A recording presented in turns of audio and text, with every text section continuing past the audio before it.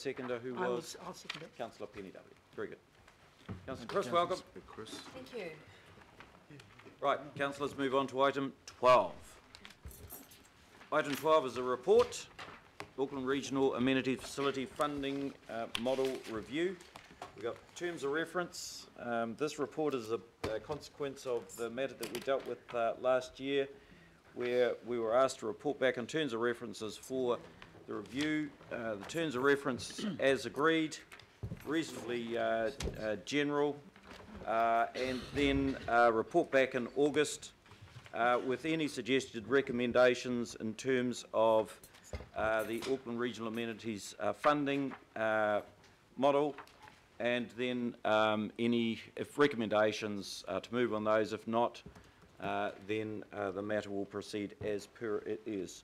So we've got Alistair. Good morning, Mr. Mayor, councillors. The report in front of you seeks endorsement of the terms of reference of the proposed review of the AREFA regime. The purpose of the review is set out in the terms of reference is to identify any issues associated with the current funding model, consider options to address the issues that are identified, and consider whether the Act remains fit for purpose, particularly given some issues that have arisen during the operation of the Act and Auckland Council's new legislative context. As the Mayor has indicated, we'll, at the end of the review, proposing to provide advice to the governing body on recommended changes, if any, to the funding system to enhance its effectiveness. I should note that the proposed terms of reference have been prepared with input from both the funding board and the amenities themselves. In fact, I have David Holdsworth representing the amenities board with me today, if you have any questions of him. Vern Walsh, the chair of the funding board, sends his apologies. He would have liked to have been here, but he had some commitments that he unfortunately couldn't get out of, although he has indicated the funding board's view on the matter, and they're generally neutral towards a review, but have some views that are incorporated within the terms of reference. The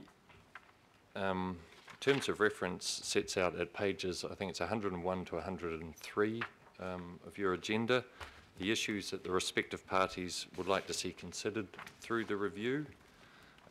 So those issues have been identified from a council perspective, from the amenities perspective, and from the funding board's perspective. Now, there are a couple of pages of them there, so I won't run through them all, although I am happy to take questions on the issues that have been identified in particular and the terms of reference in general. Very good. Thank you, Alistair. Councillors, any questions or comments? Yes. Councillor Penny W. Well, Mr. Mayor, considering that the Auckland Regional Amenities actually report to the Finance and Performance Committee, I'm surprised that the Chair and Deputy Chair sort of aren't involved with meeting with this anyway. I would have thought that, I mean, Councillor Penny, I was anticipating that you would raise this. Were you? Yes, and I was going to suggest that the appropriate second recommendation here should be to include yourselves as a part of the working team going forward between now and August. And if there are other councillors who would like to be a part of that team, more than welcome. So I think that's certainly the intention, and very happy to move that as an amendment to include yourself, the Deputy Chair, which is Ross. Yep.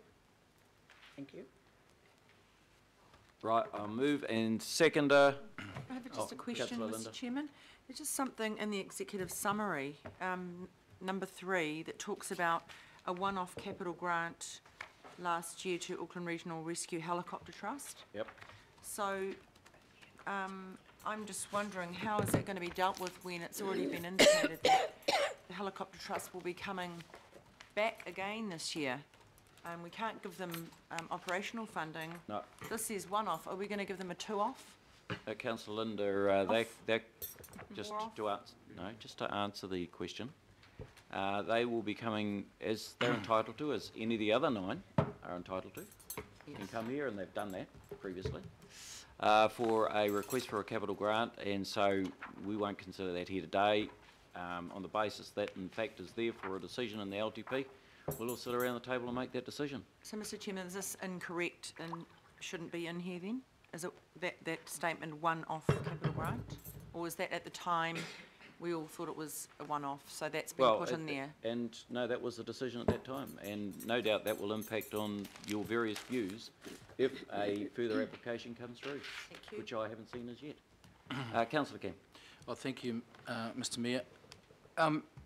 All amenities support the continuation of the Act. Are they supportive of this process overall and the potential of change, or are you hearing amongst the 10 amenities that status quo and the relationship that we have with them and the application process is overall working pretty well, or is there agitation for change? I probably shouldn't presume to speak on behalf of the amenities, and I do have David Holdsworth here with me. I would mention that in the issues that are identified in the back of the terms of reference, I think the amenities have indicated that they value the arm's length nature of the current funding arrangement, so they've articulated that view to us, but perhaps I should hand over to David to answer that question. Thank you. All of the amenities are supportive of the process, which, and this terms of reference was drafted with input from all of the amenities, so all 10 support the process. It would be a bit presumptuous to say what the outcome will be, so to say that that there is a mood for change is not correct. I think the mood among most of the amenities is to support the current structure because it works well. The old saying, if something's working, don't change it, and it seems to be working well from our point of view. However, we are happy and supportive of a process to review that, and that's where we are at the moment. Some of the amenities have raised concerns, haven't they, in the past, that they want to retain this direct relationship with the governing body, and governing body members want to retain that accountability and transparency to them. Will this review take a look at the possibility of perhaps a independent board assessing and recommending the applications, but that independent board perhaps might not recommend directly to the governing body, but they may report more so to a CCO? I'm thinking the likes of RFA. Is that something that you'll be looking at as to the reporting lines of the funding process? It is something that we could consider, although I would point out that in the issues that we've identified from a council perspective to be considered through the review, that we're looking for a mechanism that involves clear political accountability for decision making. So yeah, wouldn't be so presumptuous as to jump to an outcome, but I think the political accountability for the decision making is one of the main considerations we're looking at. Yeah, thank you, Mr. Mayor. Just some comments on this, as when we had Mr. Walsh here before. Look, I made it clear that I support the status quo because it's working pretty well. The administration fee for that was $300,000 per annum, so that's my view on it. If we were to, the Act itself, how prescriptive is it? I'm thinking if we were to change the application process to make it 3 yearly, as some amenities might see that giving them more operational certainty, would that take an amendment of legislation, or have we, for that example, got the ability within ourselves to say, oh, let's change it 3 yearly instead of yearly, and inflation adjust it per annum? Well, my view is that change could be made without changing the legislation. I don't think the Act is so prescriptive that would not be possible. So I think by agreement between the parties, we could easily go to a process where there is a 3-year review process, or at least there's certainty going 3 years into the future. So there's a real possibility that the Act may stay in place, and we as governors may amend some of the process in and around applications and reporting lines. Yeah, we have no presumption one way or the other about whether that will stay or go. I would say that we'd probably have to get our legal team to have a good look at what we can and can't do within the framework of the existing legislation. I don't seem to be able to go very far in this act without a team of lawyers with me, so I'm not sure. Yeah, is there any mood by Parliament for this for legislative change around the Act? Is there an appetite for that from across Just in politics? terms of political response, the only issue that we've ever had, and the only comment, because we haven't considered this matter or reflected this matter specifically to Parliament, but the Minister of Local Government or Associate Minister of Local Government, Sam Lotawinga, actually reflect the fact that they would be listening to Auckland in terms of any outcomes from this discussion, which I think is a useful position to take. And the outcomes, if they require statutory change on the basis that everyone would agree, you know, and it won't happen without it, then I'm sure the government would be prepared to act on the basis that there was a compelling reason for the change. But look, Councillor Cam, you may be right, but I think it's important to actually get a process and then some reflections on some of the challenges within the present legislation teased out and some recommendations. Councillor Linda. Thank you.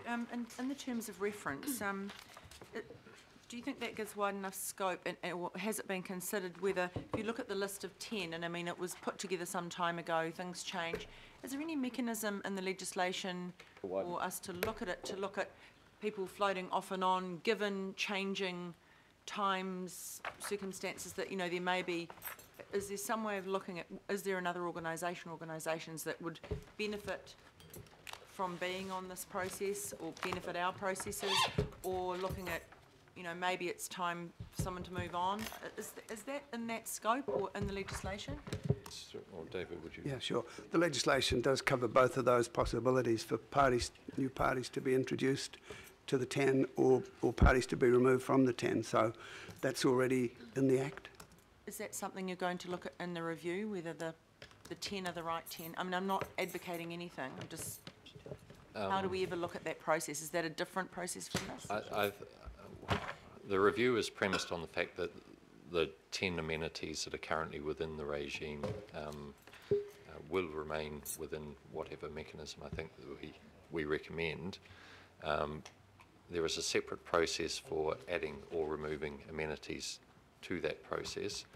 One of the issues that we have identified from a council perspective in the terms of reference is that whatever funding mechanism we end up recommending provides a flexibility to respond to changing social trends, innovations and the changing circumstances of the amenity organisations. That's wide enough.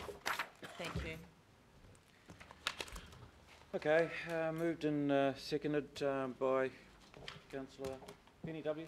Yes, Thank you, Penny.